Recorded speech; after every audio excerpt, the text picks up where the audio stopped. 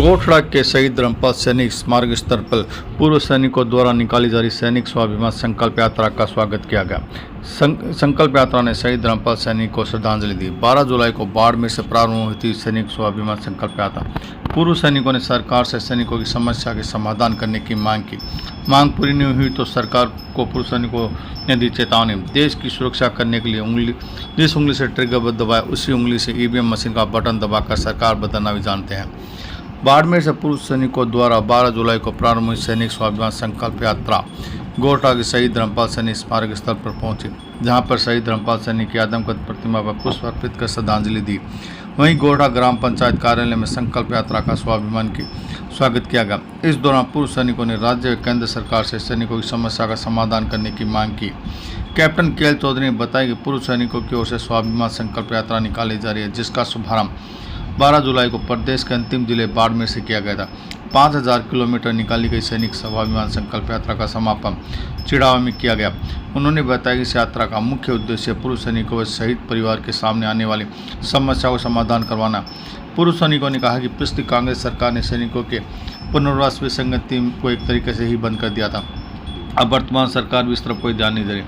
वर्तमान सरकार से अन्य विसंगतियों को दूर करने, सैनिकों व उनके परिवारों के साथ होने वाले अमान्य व्यवहार के लिए अलग से विशेष कानून बनाने, सैनिकों को पेंशन संबंधी विसंगतियों को दूर करने की मांग की जा रही है। इसके बावजूद सरकार सैनिकों की समस्या के लिए गंभीर नहीं होने से उन्हें काफ़ी परेशानियों का सामना करना पड़ता है।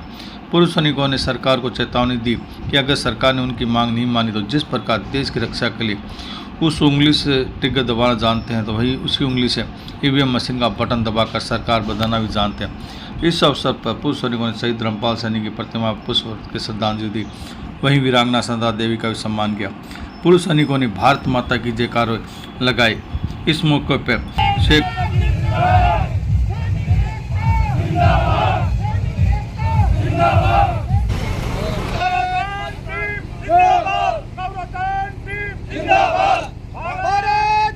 चौधरी, अध्यक्ष प्रदेश गौरव सेनानी एसोसिएशन राजस्थान।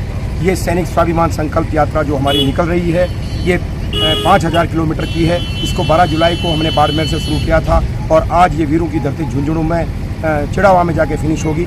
इस यात्रा का उद्देश्य है कि 7 दिसंबर 2022 को राजस्थान के सैनिकों की पुनर्वास विसंगति में कांग्रेस सरकार ने वर्टिकल से हॉरिजॉन्टल में बांटकर सैनिकों के लिए जो सीटें मिलती थी जॉब में पुनर्नियोजन के लिए, पुनर्वास जिसे कहते हैं, वो लगभग खत्म सी हो गई है। इसके वजह से हमें ये सरकारों को हमने चेतावनी दी, कांग्रेस सरकार को भी दी और वर्तमान सरकार को भी दी, लेकिन सरकार सुन नहीं रही। इस वजह से हमें यात्रा निकालनी पड़ी। इस यात्रा के पीछे हमारा एक उद्देश्य राजस्थान में और देशव्यापी पूर्व सैनिकों के साथ और सेवारत सैनिकों के साथ जो अमानवीय घटनाएं हो रही है, जो एट्रोसिटीज़ हो रही है, उसके लिए हमारा सरकार से निवेदन है कि हम सैनिकों के लिए अलग से नियम बना दिया जाए, विशेष नियम बना दिया जाए, ताकि सैनिकों, विधवाओं, वीर नारियों, वीरांगनाओं और उनके परिवारजनों के मुद्दे प्राथमिकता से सोल्व किए जाएँ। यही हमारा इस यात्रा का उद्देश्य है और इसमें केंद्र सरकार से एक हमारी छोटी सी मांग है, पुनर्वास विसंगति, हमारे पेंशन संबंधित विसंगतियों की, वो भी हमने इसमें शामिल किया है। जय हिंद, जय भारत।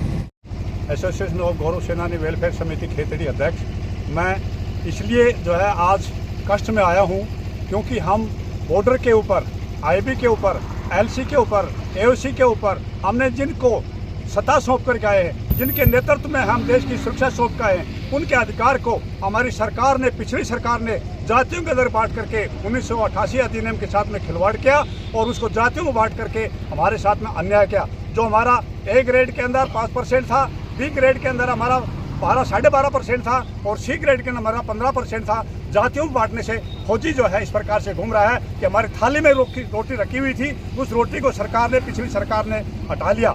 और हम जो है इस सरकार से भी मांग कर रहे हैं। 2-3 बार मुख्यमंत्री साहब से मैं पर्सनल मिल लिया और पर्सनल मेरे मुद्दे जो पूरे राष्ट्र के हैं, पूरे राजस्थान के हैं, इनको दिया, लेकिन उस पर कोई संज्ञान लिया। अभी जो है हमारे साथियों ने ये बहुत बड़ी यात्रा की है कि पूरे देश के, पूरे प्रदेश के सैनिक जग चुके हैं। हमारे सैनिकों को साथ में जो सिर्फ शहीद होकर आता है तो उस दिन इतना मेला लगता है कि पूरा देश इस शहीद के साथ में, लेकिन उसकी वीरांगना दर की ठोकर खाती मिलती है। उसको कोई भी अनुकंपा नौकरी के लिए, उसके बच्चों के लिए कोई फैसिलिटी नहीं मिलती है। वो आरोपी में हमारे को मोदी जी ने दिया।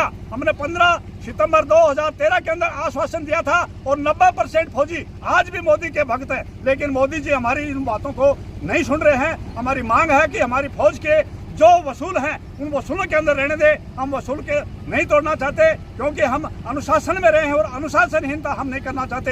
ये सिर्फ एक संविधान के तहत हम जो कार्रवाई कर रहे हैं, पिछले 2-3 साल से हम जो है मांग कर रहे हैं। तो सरकार से, सेंट्रल सरकार से भी और राजस्थान सरकार से भी हम निवेदन करते हैं कि फौजियों के बारे में जो वो ध्यान दें और जो हमारी जो शर्तें हैं उनको दोबारा से लागू करें। ये हमारी मांग है, इसलिए ये यात्रा निकली है। ये यात्रा के अंदर जो जाबाज साथी इसको मुहिम को लेकर के चले हैं, मैं खेतड़ी में उनका आने पर हार्दिक अभिनंदन और स्वागत करता हूं। और इसी प्रकार से हर फौजी राजस्थान का जग चुका है। हमें जो है बॉर्डर के ऊपर जब ट्रिगर से अंगुली दबाना जानते हैं, तो हम अब ईवीएम से भी जो है अंगुली दबाना सीख चुके हैं, क्योंकि हमने वैलेट के ऊपर वोट डाला था। लेकिन अभी हम ईवीएम का इस्तेमाल करेंगे, किस प्रकार से करेंगे, जो हमारा साथ देगा उसका साथ करेंगे।